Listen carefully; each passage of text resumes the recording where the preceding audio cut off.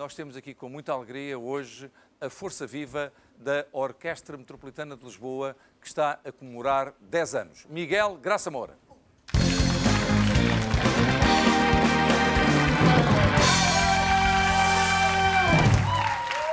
Miguel, grande abraço. Senta. 10 anos foi muito tempo ou foi pouco tempo? Olha, parece muito tempo quando se vê a quantidade do que se fez. Parece pouco para o que ainda falta fazer. Há muita coisa para fazer nestes 10 anos. É tempo de balanço também, tanto quanto sei, é tempo de alguma angústia quanto ao futuro, porque eu creio que a Orquestra Metropolitana de Lisboa está num fenómeno muito curioso. Quanto mais cresce, menos apoio tem. É um pouco assim, porque, primeiro, talvez valha a pena saber-se que a Orquestra Metropolitana é apenas um ramo de uma coisa muito mais vasta. A árvore é muito grande e tem, neste momento, só para as pessoas terem uma ideia, 8 orquestras, aquela é só uma, das quais 2 são profissionais e as outras 6 são de estudantes. Tem 4 escolas de música, desde os pequeninos até à licenciatura, sem esquecer os amadores, que são, enfim, que não têm grau académico. Tem 570 alunos, quando começou por 24. Tem 6.000 concertos realizados nestes 10 anos. E tem 700 concertos por ano. Exatamente, em média.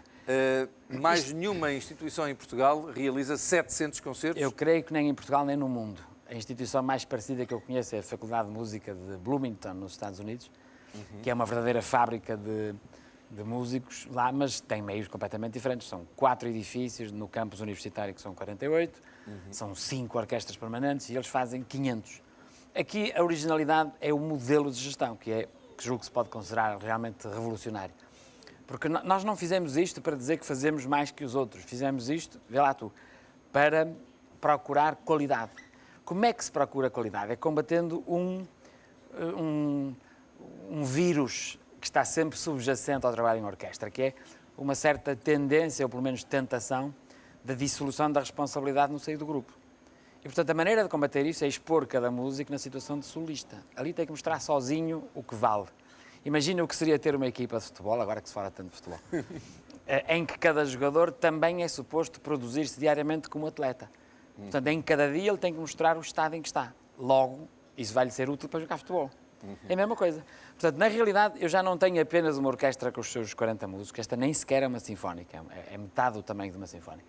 Mas tenho também 40 professores já contratados, cada um deles também faz isso. Tenho 40 solistas a tocar e tenho ainda os vários quartetos de cordas, quintetos de sopro, grupos de metais, percussão, etc. Portanto, as várias formações que podem emanar dessas 40 pessoas. E é tudo isso nos vários formatos que está a produzir música. E tu tens ensinado mesmo música em Portugal ou tens formado músicos?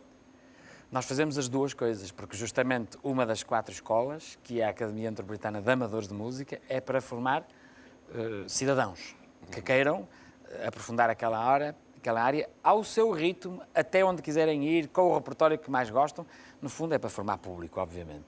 E depois temos as outras 3, com o infantil, o básico e o secundário e o superior, para formar, aí sim, os futuros profissionais. Mas sabes, há aqui realmente um fenómeno aparentemente contraditório e eu não poderia resistir ao conversar contigo de te pôr esta questão.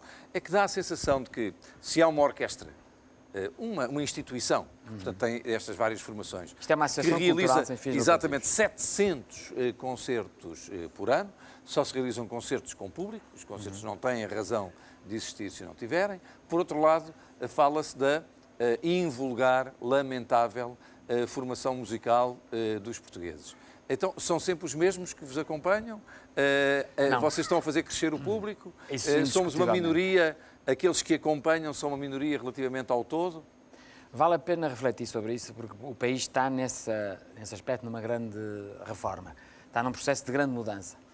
Ainda existe, e aqui vou aproveitar este palco para dizer, a comunicação social tem muita responsabilidade nisto, porque, sabes isso tão bem como eu, a chamada música comercial tem meios de promoção que a outra não tem. O exemplo é simples. Se vier a Portugal a Madonna, vai ser a primeira página nos jornais todos e nos telejornais. Mas quando vem a Sinfónica de Chicago ou de Berlim, que são das melhores do mundo, são 5 linhas na página 37, não é? Portanto, na página da cultura. Sim.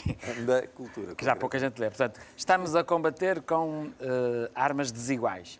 Por outro lado, temos um sistema oficial de ensino musical na educação básica que é catastrófico. Em 9 anos de escolaridade obrigatória só há música em 2 que estão ainda mais metidos no meio. Isto não tem nenhum sentido. Era preciso começar desde pequeninos, fazê-lo de uma forma lúdica. A música pode ser uma coisa divertida, não tem Aliás, nada a eu li ver... uma coisa muito interessante que tu dizes é que já não fazes apenas a música, ou um concerto já não se realiza, se não houver também uma explicação, se não houver um diálogo verbal, porque através do diálogo depois as pessoas entendem com mais facilidade a mensagem. Essa é uma das que marcas vai da Metropolitana. ser Nós não transmitida. escrevemos textos, porque os textos apenas uma minoria entende, falamos. E quando falamos, a linguagem oral é mais acessível e tem outra vantagem, desformaliza o ato. Portanto, ficamos muito mais tipo serão em família. Deixa-me contar-te um episódio engraçado que dá a ideia destes mitos de que eu falava. A Metropolitana toca muitas vezes ao domingo em que é luz. São concertos ao fim da tarde, que estão sempre cheios. E eu sempre que posso peço aos patrocinadores que ofereçam no fim uma taça, até pode ser de vinho verde. Porque acho que essa dimensão da festa e da celebração a seguir à elevação espiritual que é o ato do concerto é formidável para se perceber que a cultura é festa, não é chatice. Bom, e justamente numa ocasião dessas, um jovem dos seus 18 anos, estava assim vestido completamente informalmente, com jeans e sapatilhas, e estava lá com a namorada, ele estava muito espantado, veio falar comigo no fim e disse: sabe, vou-lhe dizer uma coisa, é a primeira vez na minha vida que eu vejo ao vivo uma orquestra. Eu cá gosto é de, não sei se ele disse o heavy metal ou o techno, uma coisa qualquer. Mas a minha namorada, dizia ele apontando para ela, é que andava há uns meses a chatear-me a cabeça a dizer: has de vir que aquilo não é bem o que tu pensas. E extraordinário foi a expressão dele. Eu afinal descobri que esta música também se pode curtir. Foi sick.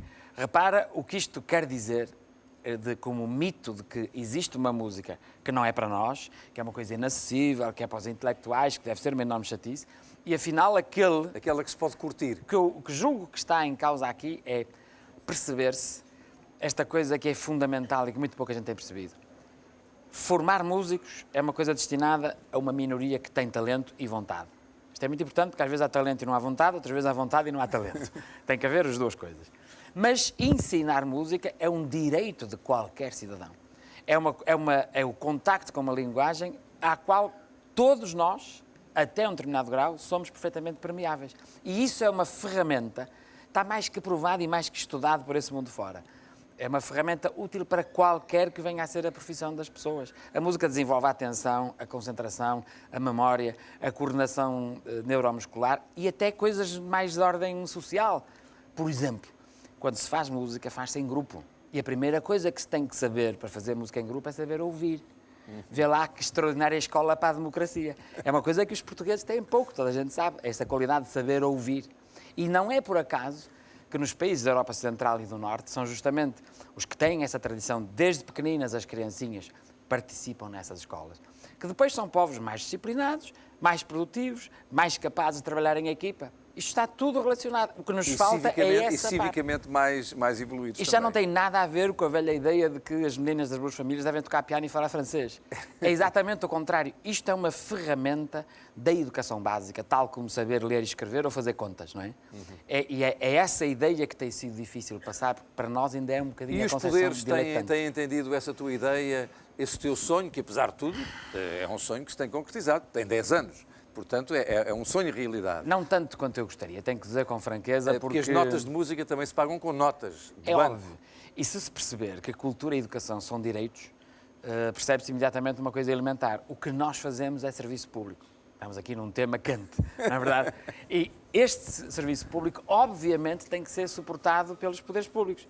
Acontece que esta obra cresceu desta maneira espetacular que tu viste, mas os apoios que a sustentam, não. E neste momento, eu não tenho que esconder isto a ninguém, estamos numa situação financeira extremamente delicada, com riscos de sobrevivência, que me parece um completo disparate, porque se há desperdício não é aqui. Temos a mais alta taxa de produtividade europeia. Portanto, comemoram 10 anos com o espectro da sobrevivência. Julgo que foi um pouco por causa disso que nós fizemos um exercício de imaginação para estas comemorações, em que procuramos mostrar aonde estamos, o que estamos a fazer. Os ecos têm sido muitíssimo bons, nomeadamente na comunicação social. Agora é preciso que quem tenha responsabilidade neste setor perceba.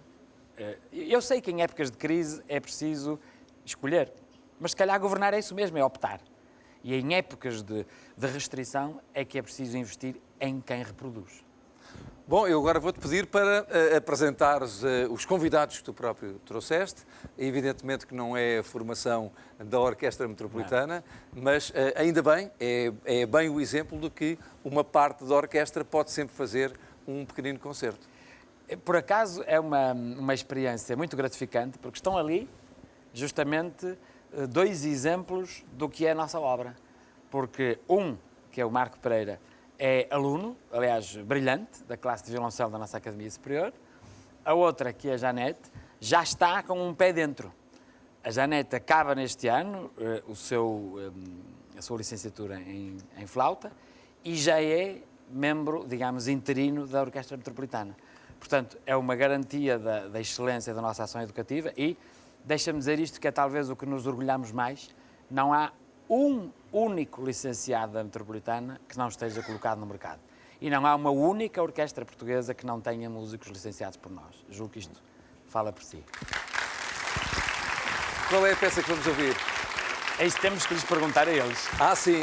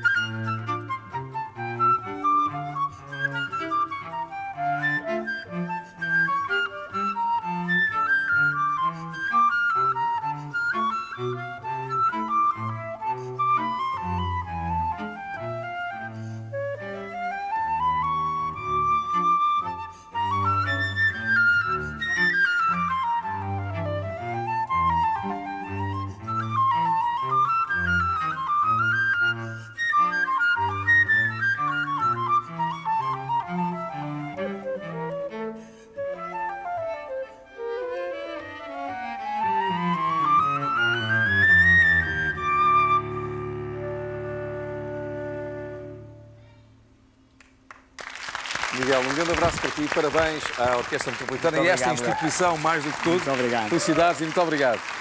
Miguel Graça Moura, hoje nosso convidado, também o símbolo do nosso